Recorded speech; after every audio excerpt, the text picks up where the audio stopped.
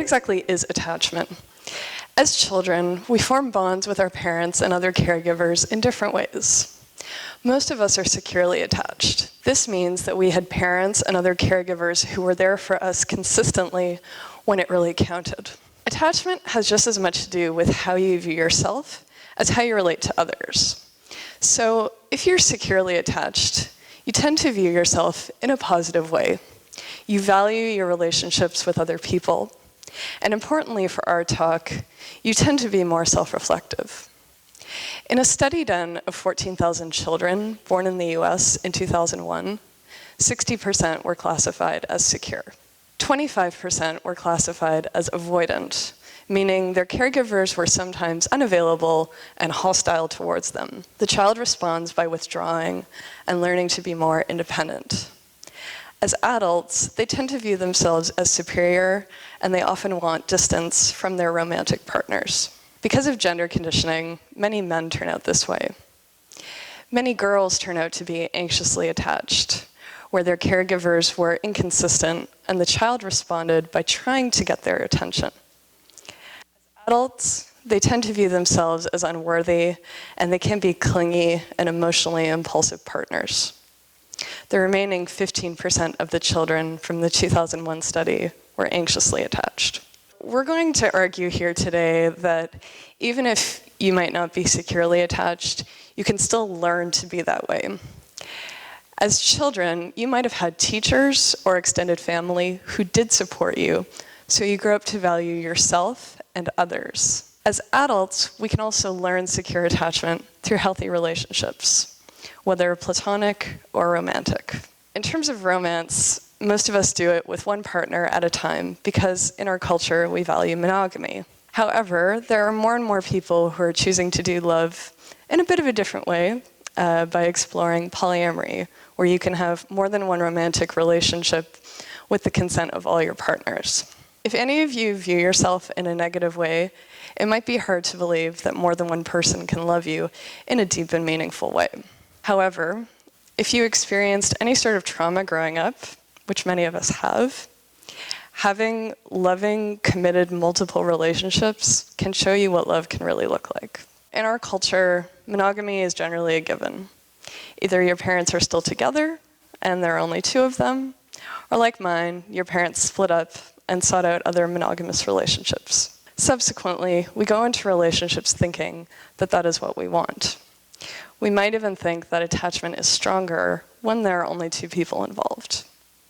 However, there are cultures where attachment looks a little bit different, and this can depend on the presence of individualism or collectivism.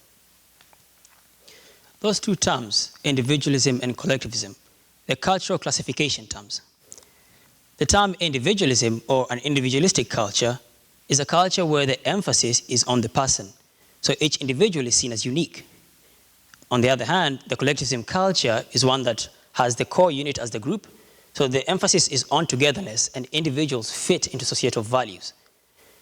The culture you live in impacts how you attach, even past your formative years. For instance, I'm from Kenya in East Africa. We're a country with a rich collectivist cultural background, exemplified by our national motto, Harambe, which translates to all pull together. I developed a secure attachment throughout my formative years with support from my parents. But as I matured, my values morphed. And by the time I moved to Canada, I had begun embracing the notion, everybody for themselves, which is more prevalent in individualistic societies and supported by avoidant attachment styles. But that contradicts the culture I grew up in. It even contradicts how I was brought up. That contradiction actually highlights the nuance in cultural classification. Research is not conclusive on what culture impacts what sort of value system. What is clear, though, is that your immediate culture impacts how you attach and impacts your personal values or psychological values, such as what you think of yourself or your self-concept. We contend that while culture may influence your values and concept of self, it must not dictate them. Knowing that culture will influence your values and concept of self is ineffective in shielding it without action. It's like if you've ever seen a farmer who has fertile land but never tills it. When there is rain, there won't be much growth. How do we act upon this information to influence what we think of ourselves? Well, we need to devise realistic strategies and implementable techniques that will allow us to see the world in multiple perspectives without losing sight of our own. If we implement these impactful self-reflection techniques, we begin to see the world in multiple perspectives, understanding others, and empathetically accept their actions. These are the values and the qualities of securely attached individuals, which, based on attachment theory, you could have that from your upbringing. But it's also clear that a better understanding of oneself promotes a secure attachment. So, what is this better understanding of oneself that I'm talking about? Socrates argued that to know thyself is the beginning of wisdom.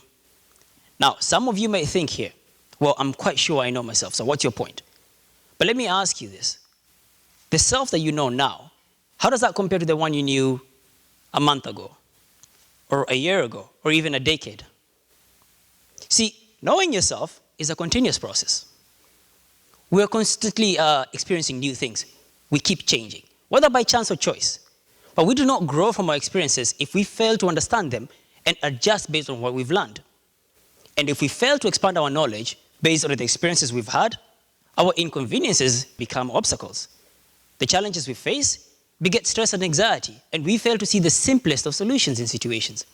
So knowing yourself requires a continued evaluation of your values and concept of self with consideration for newer experiences.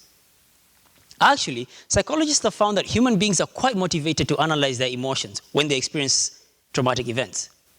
But decades of research into the benefits of asking why have come up with contradictory results. So hear me out. On the one hand, self-reflection has been shown to transform perspectives and has been shown to lead to a better understanding of one's strengths and flaws. On the other hand, an assessment of one's flaws has been shown to lead to rumination, where participants focus on the negative parts of an experience and end up poorly assessing their own values, leading to a diminished sense of self. Some of us have actually gone into that at some point. So the caveat here is that successful self-reflection is not about theories. You need to be practical in how you approach things and understand what works for you. I'll give you two techniques that we have come across through research and have also been deemed useful from our personal experiences. The first technique is called Gibbs' reflective cycle. It's a 6-step model. The first step is to describe what happened, and then the second step is to list down your feelings or what you were feeling during the event. And then the third step is to evaluate the good or the bad of the event. These first 3 steps require your objectivity because you're recollecting an event that you went through, traumatic or not. Then the fourth step is to analyze the event. Now, when I say analyze, I mean, what do you make of the event? And this is arguably the most important step because what you think about something is based on your values and self-concept or how you view yourself. And then the 5th step is to conclude by listing down what could have been done differently to lead to a better outcome. And the final step is to devise an action plan for future events if you ever face that similar event. Now, quite clearly, if you are recollecting a traumatic event, it might be challenging to be objective about the details of the event. So to circumvent that, you could apply the second technique, which is called self or psychological distancing. Some of you might have heard of the statement, take a step back. So what this technique proposes is, instead of revisualizing the experience as though you were going through it again, you take a step back and observe yourself from a perspective of a fly on the wall. This technique has been likened to getting help from a friend or even a therapist because you get a new perspective on the event, which could be objective because it's not fully immersed in the event. And then you can apply similar steps to the one Gibbs cycle to conclude by having alternative ways of action and an action plan for the future. These 2 techniques we've talked about, they're very useful when you're dealing with event recollection. And that's all good. But the caveat is, self-reflection is not just about recollecting events that have happened before. Self-reflection can be useful in day-to-day strategies for dealing with stressful situations. And the more you understand yourself, the more secure you become in yourself, and arguably then, self-reflection bridges the gap between what you are and your self-concept, and you become more secure. Now, in terms of our concept of self, it can be shaped by so many different factors. For myself, I grew up as the child of 2 social workers, and now I'm at UBCO studying social work. I also started writing poetry as a teenager, and this gave me a chance to express how I was feeling and reflect upon important events in my life. I would consider myself to be securely attached, and research has shown that there is a link between secure attachment and self-reflection. There was a study done by Dawson and her colleagues in 1999 where mothers who were about to give birth were put into a PET scan machine, so researchers could see what happens in the brain. What they found is that after the baby arrived and mom and her newborn were connecting in a positive way, both of their right brains lit up. The right brain is the seat of cognition, and it's associated with activities like self-reflection, according to Hervig and his colleagues. Interestingly, another study found that if you're anxious or avoidantly attached, you're less likely to have resolved early trauma. So you're less likely to have thought about events that have affected how you attach. If you do engage in some self-reflection, you might think about what happened to you as a child and how that's affected how you relate to people as an adult. To conclude, there are many ways that you can self-reflect, whether by using the techniques mentioned by Stephen, or just by speaking with a friend. We would like to challenge you to take 10 minutes at the end of your day. Rate the day between 1 and 10, with 10 being the best outcome, and see what adjustments you could make to have a 10 out of 10. Remember, you don't have control of all that happens in your daily life. That's out of your jurisdiction. What you do have control over is your reaction in those situations, and that can make the difference between a 1 and 10. Self-reflection doesn't have to be time-consuming, and it can help you have a better relationship with yourself and others. Now, in terms of our adult attachments, the landscape of romance keeps changing. As you self-reflect, you might think about whether you want to be monogamous or whether you want to explore something like polyamory. Some people think that if you have multiple partners, it's a way to avoid intimacy.